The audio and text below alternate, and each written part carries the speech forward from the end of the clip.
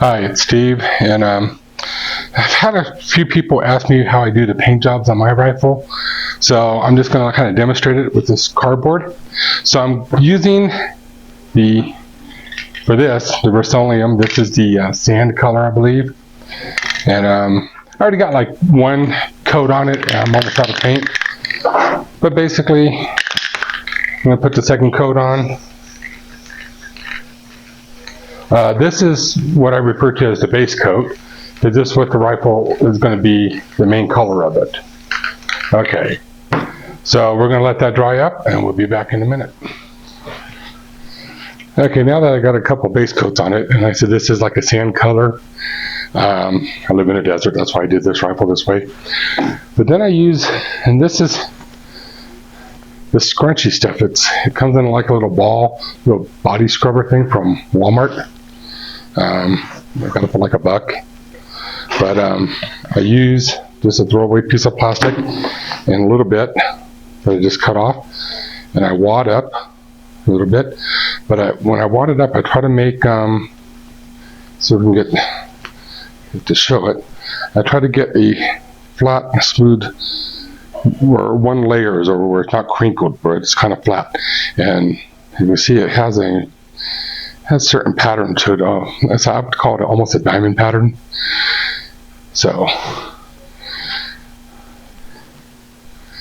get that set up.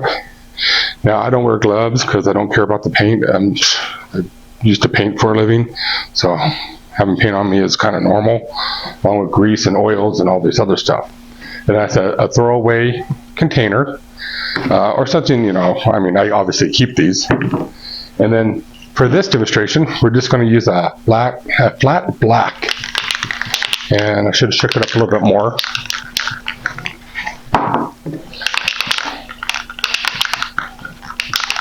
And I just spray some in to the little corner, go it up a little bit in there. Take my little scrunchy sponge, dab it, and you know, I'm splotching a little bit, probably because this one's kind of gotten old.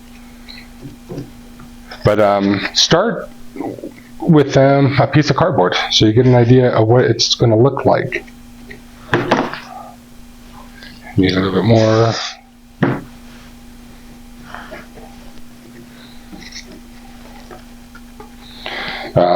Some of the rifles I've done this way, yeah, I get these big blotchy spots, but it's okay. You know, it adds a little uniqueness to it.